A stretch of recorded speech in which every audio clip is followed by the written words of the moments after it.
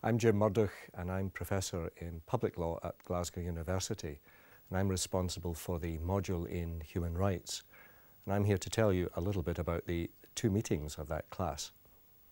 The first seminar we'll be looking at the impact of the European Convention on Domestic Legal System, and in the second one we'll be considering the question as to standard setting in a very particular area, protection of personal integrity. In the first of these two sessions, the introductory session, concentrating on the case law of Strasbourg Court, the basic principles, and how to take a case, we have a number of expert speakers to help us understand these two topics.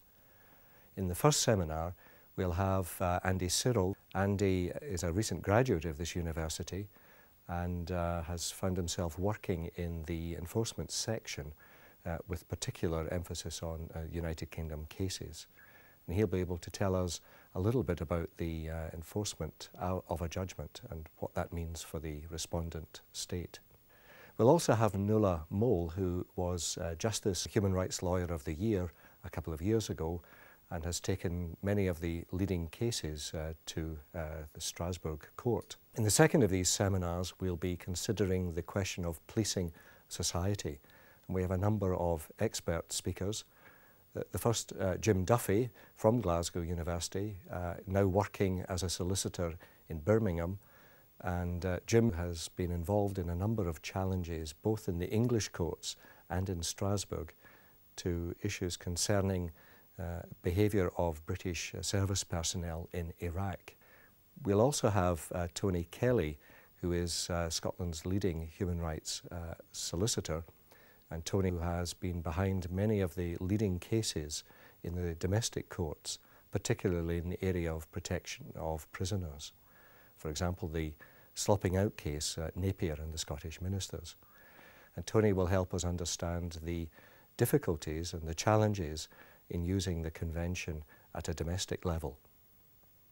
Our final speaker that session will be Graham Pearson, who was formerly the Director General of the Scottish Drugs Enforcement Agency.